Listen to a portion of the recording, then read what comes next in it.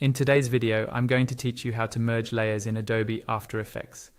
Merging layers in After Effects works a bit differently from apps like Photoshop.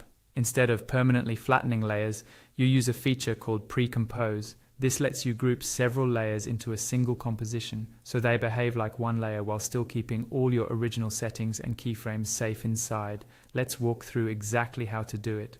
First, open your project in After Effects and make sure you're in the Composition and Timeline panels where your layers are visible.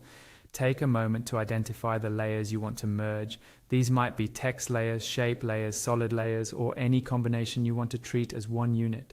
Now in the Timeline panel, select the layers you want to merge. On Windows, hold down the Ctrl key while clicking on each layer. On a Mac, hold down the Command key instead. As you click, you'll see each chosen layer highlighted. This step is important. Only the selected layers will be merged, so double check you haven't missed any or accidentally selected something you don't want included. With your layers selected, we're going to open the Pre-Compose dialog. You can do this in two ways. Either right-click on one of the selected layers and choose Pre-Compose and from the menu, or use the shortcut. On Windows, press Ctrl plus Shift plus C.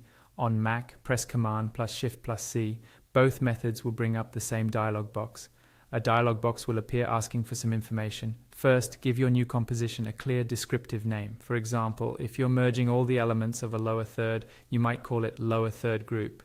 Naming things properly now will save you confusion later, especially in complex projects. Next, look at the options in the dialog. Make sure you select Move All Attributes into the new composition.